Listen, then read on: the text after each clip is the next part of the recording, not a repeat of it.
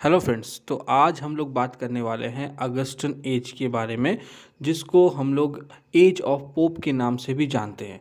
इसके अलावा मैं इसके और भी कुछ तत्व मैं कह देता हूँ। जैसे ये जो समय काल था, इसके अंतर्गत आपको एज ऑफ न्यू क्लासिसिज्म जिसको हम कहते हैं वो भी मिल जाएगा, वो इसी के अंदर ही समा जाता है। एज ऑफ स्कैंडल भी इस एज को कहा जाता है। इस एज को एज ऑफ रीज़न भी कहा जाता है या फिर लॉजिक। इसके साथ साथ जो सबसे बड़ा चीज़ है यहाँ पे, एज ऑफ एनलाइटनमेंट, इसे ये भी माना जाता है, एनलाइटनमेंट का युग भी माना जाता है।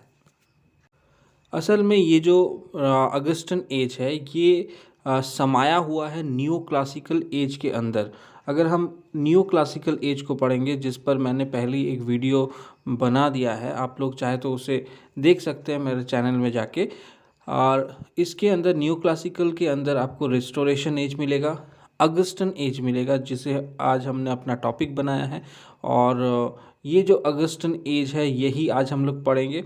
और इस एज के बाद जो एज ऑफ जॉनसन है वो भी आएगा, जो एज ऑफ सेंसिबिलिटीज़ के नाम से भी जाना जाता है। और फिर जो एज होता है वो है रोमांटिक एज, जिसके ऊपर मैं वीडियो बना चुका हूँ, आप चाहे तो उसे भी देख सकते हैं। तो आज का जो मेन टॉपिक है वो है अगस्टन एज।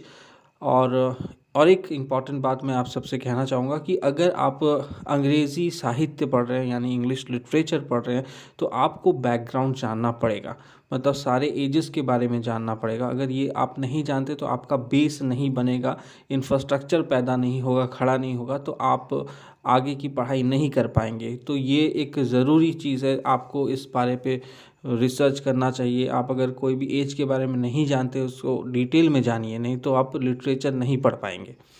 तो चलिए आगे बढ़ते हैं। तो इस समय जो किंग था यहाँ का, उसके बारे में जान लेते हैं। तो James the second become the king of England during this age. वो कौन थे किंग? जो किंग थे उनका नाम था जेम्स। और ये भी ज़रूरी है कि हमें हिस्ट्री भी जानना पड़ेगा, तो हिस्ट्री जान लेते हैं थोड़ा सा। तो जेम्स द सेकंड जो थे वो यहाँ के इस वक्त राजा रहते हैं, ठीक है। और उनके आगे कौन था किंग? तो चार्ल्स द सेकंड। तो अब ये बात है कि चार्ल्स द सेकंड का बेटा जेम्स द सेकंड नहीं है, बल्कि ये उसके भाई हैं, ठीक है। क्योंकि चार्ल्स द सेकंड का कोई भी लेजिटिमेट संतान नहीं था, क्योंकि उनके तो कई सारे बेटे बेटियां थी, मगर सारे के सारे इलेजिमेट थे, कोई भी लेजिटिमेट नहीं था। और इस समय जो जेम्स द सेकंड राजा बनते हैं वो बनते हैं केवल 3 सालों के लिए, फ्रॉम 1685 टू 1688। उनको फोर्सफुली ड्रॉप कर दिया गया था, उन्हें गद्दी से उतार दिया गया था। इसके पीछे कुछ कारण थे।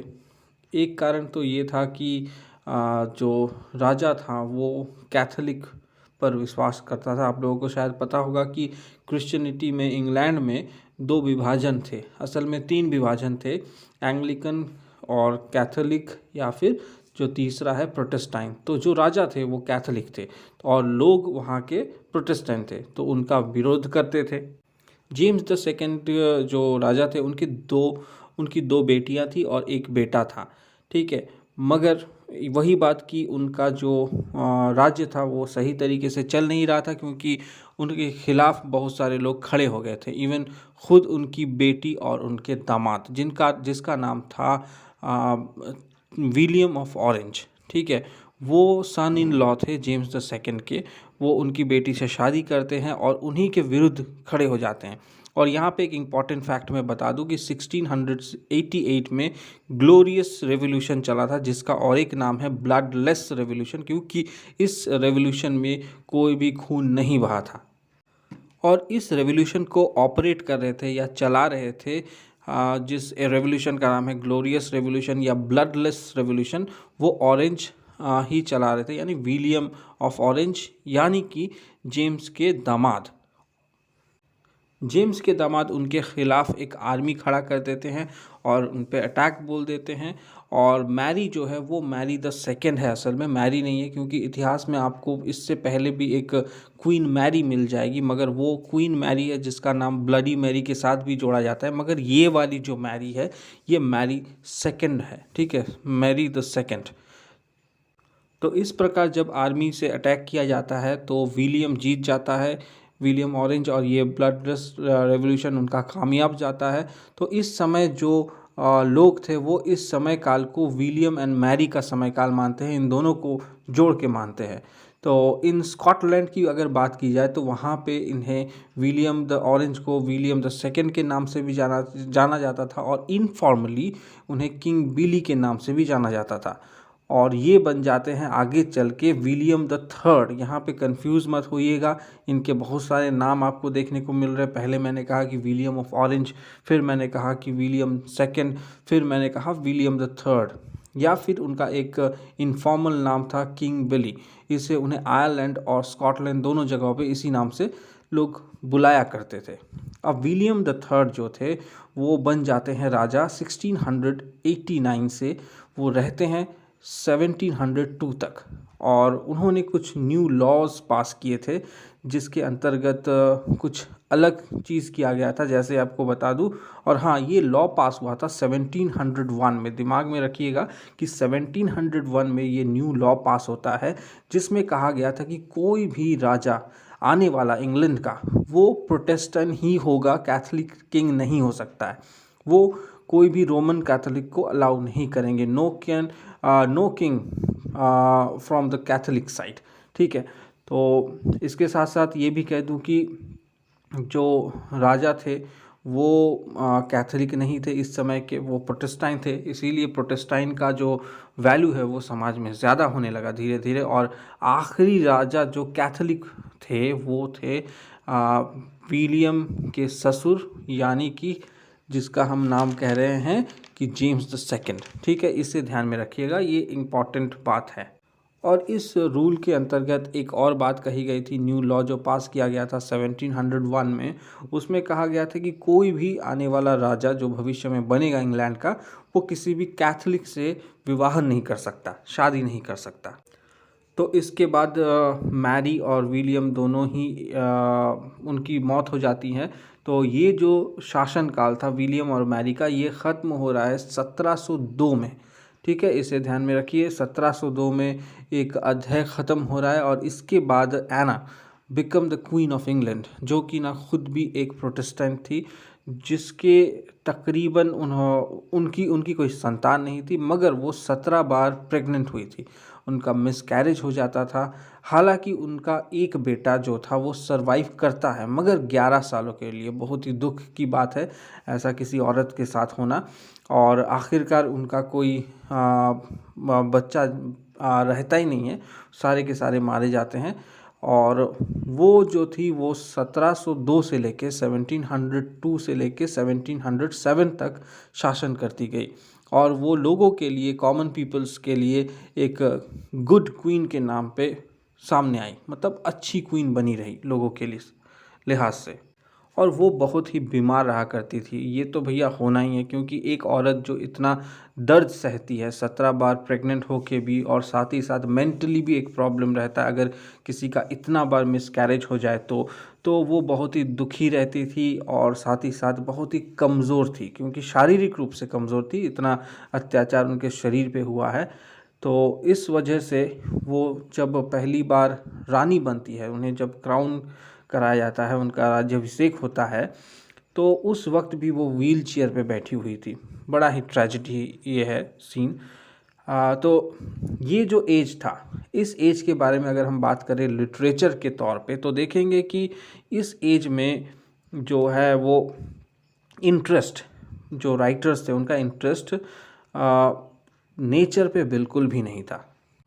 मगर हाँ, लिटरेचर पे एक बड़ा ही फोकस डालना इस जगह पे होगा कि ट्रांसलेशन, बहुत बढ़िया बढ़िया ट्रांसलेशन हुए थे।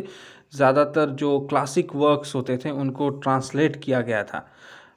पीपल जो थे, वहाँ के लोग भी इस चीज़ को पसंद करते थे, क्लासिक चीज़ों को। इसके अलावा यहाँ का सबसे बड़ा फैक्ट है सटायर यहाँ का सबसे इम्पॉर्टेंट फैक्टर आ जाता है। और इसके साथ साथ कुछ लोग थे जो खटास नहीं करते थे डायरेक्टली, मगर वो जेंटल आयरनी का इस्तेमाल करते थे, मतलब उतना ज़्यादा डायरेक्टली किसी को हर्ट नहीं करेंगे। जैसे सटायर में बहुत किस्म के सटायर्स हो सकते हैं, डार्क सटायर हो सकता है, तो हर कोई डार्क सटायर का या सटायर का इस्तेमाल नहीं करता था। तो कुछ लोग ऐसे भी थे, कुछ कवि ऐसे भी थे जो जेंटल आयरनी का इस्तेमाल करते थे। और अगर हम बात करें कि ग्रेवयार्ड पोइट्स के बारे में, तो वो भी इसी समयकालीन उभर के आते हैं, जिनका एक और नाम था चर्चयार्ड पोइट। ठीक है, इसके अलावा हम ये भी कह सकते हैं कि प्री रोमांटिक इंग्लिश पोइट्स। हाँ, तो इन्हें प्री रोमांटिक इंग्लिश पोइट्स क्यों कहेंगे, क्योंकि ये रोमांटिक एज के जस्ट थोड़ा पहले ही स्टार्ट हो रहा है। मतलब अभी रोमांटिक एज की नींव रखी जा रही थी इस समय काल में। तो बहुतों को ये प्रश्न आ सकता है दिमाग में कि चर्चयार्ड पोएट्री क्या था, या फिर ग्रेवयार्ड स्कूल ऑफ पोएट्री क्या है।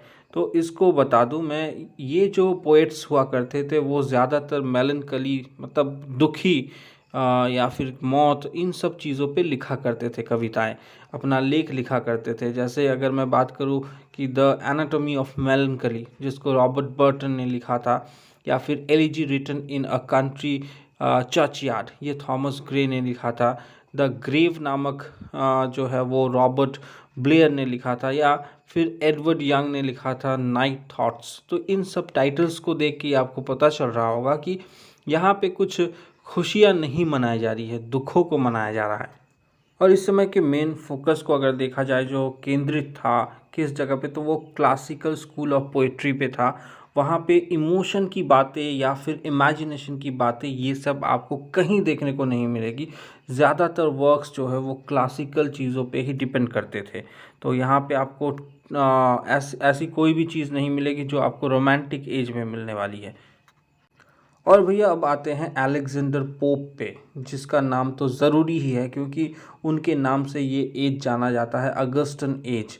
तो अगस्टन एज अगर हम कहें तो उसका रिप्रेजेंटेटिव अलेक्जेंडर पोप हुआ करते थे। तो इनका जो जन्म था वो 21 मई 1688 में हुआ था। वो खुद एक कैथोलिक थे। हालांकि इस समय के बारे में मैंने थोड़ी देर पहले बताया कि जो मोनार्की में थे, जो अपना तख्ता संभाल रहे थे, क्राउन जो है वो प्रोटेस्टाइन है, मगर ये जो थे ये कैथोलिक थे।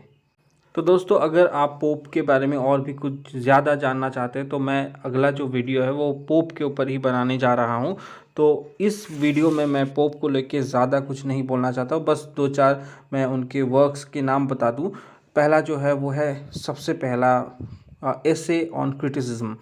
इसके अलावा उन्होंने लिखा था रेप ऑफ द लॉक, जो बहुत सारे कोर्सेस में आपको मिल जाएंगे, यूजी या पीजी के कोर्सेस में, जो बहुत ही ज़्यादा फेमस है। अगर हम ट्रांसलेशन की बात करें तो वहाँ पे भी आपको पोप का योगदान प्राप्त होगा, क्योंकि उन्होंने होमर को ट्रांसलेट किया था, होमर के लिखे हुए इलियड को ट्रांसलेट किया था, ओडिसी को ट्रांसलेट किया था इंग्लिश में। ठीक है, और ये जो लिखे हुए थे वो लैटिन लैंग्वेजेस में लिखे हुए थे। तो ये आखिरी चीज़ मैं बता दूं जो बहुत ही इंपॉर्टेंट है, वो नॉवेल्स के बारे में है। तो इस समय के कुछ नॉवेल्स बहुत ख़ास थे, क्योंकि इसी टाइम पहले पहले नॉवेल का जो है उद्भव हो रहा है। तो ये हो रहा है आपका रॉबिन्सन क्रूसो के साथ, जिसको डैनियल डीफो ने लिखा था 1719 में, जिसको कंसीडर किया जाता है फर्स्ट नॉवेल इन इंग्लिश। ठीक है, और इसके बाद अगर हम बात करें गुलिवर्स ट्रैवल, जिसको लिखा था जोनाथन स्विफ्ट ने। अगर आप साहित्य के छात्र या छात्राएं हैं तो आप सभी को इन सब चीज़ों को नोट डाउन कर लेना चाहिए, बहुत ही इंपॉर्टेंट है। अगर आपको पता नहीं तो ज़रूर इसे जान लीजिए अच्छे से, इन दोनों नॉवेल्स को पढ़िए। ये हमारे नॉवेल्स का सबसे स्टार्टिंग पार्ट है। ठीक है, तो स्विफ्ट ने इसके अलावा लिखा था the battle of books, tale of a tub. ठीक है, सैमुअल रिचर्डसन लिखते हैं पामेला, या फिर हेनरी फील्डिंग लिख रहे हैं जोसेफ एंड्रयू, टॉम जोन्स। तो अगर हम यहाँ बात करते हैं प्रोज के बारे में, तो एक तो आपने नॉवल जान ही लिया, साथ ही साथ एसेइस्ट के बारे में जान लेते हैं। जैसे जोसेफ एडिसन यहाँ के प्रमुख एसेइस्ट थे, या फिर रिचर्ड स्टील। और अगर बात करें ड्रामास की, तो वो यहाँ पे थोड़ा इसे प्रॉब्लम फेस करना पड़ा था ड्रामास को, क्योंकि 1737 में एक लाइसेंसिंग एक्ट नामक एक्ट पास हुआ था, जिसमें आपको यहाँ पे सेंसरशिप लगा दिया गया था। और इस वजह से क्या हुआ, जो लेखक थे, जो प्ले लिखा करते थे, उन्होंने अपने आप को पीछे हटा लिया। और इसी वक्त शेक्सपियरियन प्ले बहुत ही ज़्यादा फेमस हो जा रहे हैं, क्योंकि ये पहले से ही लिखे हुए हैं, तो इनको बहुत ही ज़्यादा परफॉर्म किया जा रहा है, इस वजह से ये बहुत ही ज़्यादा फेमस हो जा रहे हैं। अगर हम बात करें कि जो प्रिंटिंग है वो प्रिंटिंग इस समय बहुत ही सस्ती हो चुकी थी पहले के मुकाबले। हम मानते हैं कि आज से थोड़ा ज़्यादा खर्चा था, फिर भी उस समय के हिसाब से प्रिंटिंग सस्ता ही आता था, इसलिए वो लोग उसे ही ज़्यादा प्रेफर करते थे, इसीलिए नॉवेल ज़्यादा निकलने लगे। तो इस प्रकार अगर हम देखते हैं तो नॉवेल ही ज़्यादा मिलेंगे, क्योंकि प्रिंटिंग सस्ता था, और प्लेज नहीं मिलेंगे, बहुत कम मिलेंगे, क्योंकि प्ले पे आपका यहाँ पे लाइसेंसिंग एक्ट लागू हो चुका था। तो यही सब कुछ है बेसिक, एक मैंने आपको ओवरव्यू दे दिया है व्हाट इज़ अगस्टन एज। हालांकि आपको शायद ये वीडियो लंबा लगा होगा, मगर आप अगर इसको एक और बार सुन लेते हैं या इनके पॉइंट्स को नोट डाउन कर लेते हैं तो आपको एग्ज़ाम में बहुत ही ज़्यादा हेल्प मिल सकता है। दोस्तों, इन सब के बीच में एक इम्पॉर्टेंट क्वेश्चन तो बनता ही है, वो है कि अगस्टन एज इसको क्यों कहा जाता है। ये सबसे बड़ा प्रश्न आएगा आप जो लोग बेसिक चीज़ नहीं जानते उनके लिए, कि ये इसलिए कहा जाता है क्योंकि जैसे कि मैंने कहा है कि जितने भी राइटर्स थे इस समय के, वो क्लासिकल की तरफ भाग रहे थे, पुराने दिनों में भाग रहे थे। जैसे खासकर अगर हम पोप की बात करें तो वो भी पुराने लिटरेचर को, क्लासिक को लेके आ रहे थे खींच के। तो उस समय इटली का राजा कौन था, जिस समय की बात की जा रही थी, मतलब होमर को जब लिया जा रहा है तो होमर किस समय थे, तब उस टाइम वहाँ पे अगस्टस राज करते थे। तो उनकी यादों को यहाँ समेटा गया। तो इसीलिए आपको किसी भी इंग्लैंड के मोनार्की का नाम अगस्टन नहीं मिलेगा। तो यही है इसका जवाब कि इसलिए इसको अगस्टन एज कहा गया है।